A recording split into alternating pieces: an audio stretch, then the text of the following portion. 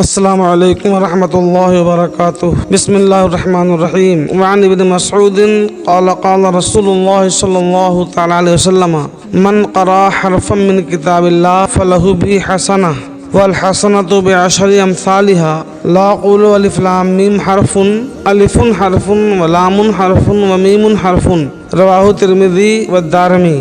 حدیث پاک کا ترجمہ یہ ہے کہ حضرت عبداللہ بن مسعود رضی اللہ تعالیٰ عنہ نے فرمایا کہ اللہ کے رسول صلی اللہ تعالی وسلم ارشاد فرماتے ہیں کہ جو کتاب اللہ یعنی قرآن کریم کا ایک حرف پڑھے تو اسے ایک نیکی اور نیکی کا 10 گنا۔ میں نہیں کہتا کہ الف لام میم ایک حرف ہے، بلکہ الف ایک حرف ہے، لام ایک حرف ہے اور میم ایک حرف ہے۔ اس حدیث پاک کو ترمذی نے اور دارمی نے روایت کیا، یعنی ترمذی شریف اور دارمی شریف میں یہ حدیث موجود ہے۔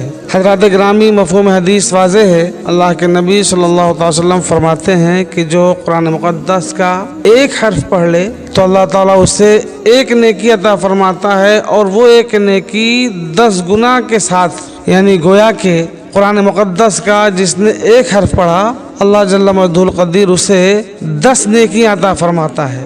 اور آقا ارشاد فرماتے ہیں کہ میں یہ نہیں کہتا کہ الف لام میم ایک حرف ہے، یعنی اگر کسی نے الف لام میم کہہ دیا تو اس سے ایک حرف کا ثواب نہیں ملے گا، بلکہ سرکار فرماتے ہیں الف لام میم میں الف الگ حرف ہے، لام الگ حرف ہے، میم الگ حرف ہے۔ مطلب یہ ہے کہ جس نے صرف الف لام میم کہہ دیا قرآن مقدس کی تلاوت کی نیت سے، قرآن کی تلاوت کے وقت، تو صرف الف لام میم کہہ دینے سے اس کے نام اعمال میں 30 نیکیاں لکھ دی جاتی ہیں۔ حضرات گرامی، اب آپ اندازہ کریں کہ قرآن مقدس کی تلاوت کس قدر بندوں کے لیے رحمت ہے اور اللہ کی کتنی بڑی نعمت ہے، اور وہ بھی یہ عام جگہوں میں۔ یہی تلاوت اگر مکہ معظمہ اور مدینہ طیبہ میں کی جائے تو اس کے ثواب کا کہنا ہی کیا، چونکہ مکہ شریف میں ایک نیکی کا ثواب 1,00,000 نیکی کے برابر، اور مدینہ طیبہ میں ایک نیکی کا ثواب 50,000 نیکی کے برابر۔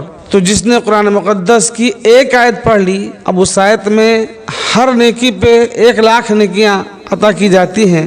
تو جس نے ایک آیت پڑھ لی، اب اس میں اگر 30 حروف ہیں تو 30,00,000 نیکیاں صرف ایک آیت کے پڑھ لینے میں اللہ تعالیٰ عطا فرماتا ہے۔ اور وہ بھی یہ تو عام بندوں کے لیے ہے، سب کے لیے اللہ کا فضل جاری ہے۔ اور اللہ فرماتا ہے واللہ یضاعف لمن یشاء، اللہ جس کے لیے چاہتا ہے اس کے لیے 2 گنا، 3 گنا، 70 گنا، 700 گنا تک عطا فرماتا ہے۔ یعنی اللہ تعالیٰ اگر کسی بندے سے راضی ہو، اس کے خلوص اور اس کی عبادت کے ذوق کے اعتبار سے ان نیکیوں میں اللہ تعالیٰ مزید اضافہ فرماتا ہے۔ کسی کو ایک نیکی کا 10 گنا، کسی کو 700 گنا، کسی کو ہزاروں درجے گنا زیادہ ثواب اللہ تعالیٰ عطا فرماتا ہے۔ اللہ جل مجدہ القدیر ہمیں اور آپ سب لوگوں کو قرآن مقدس کی تلاوت کرنے کی توفیق عطا فرمائے۔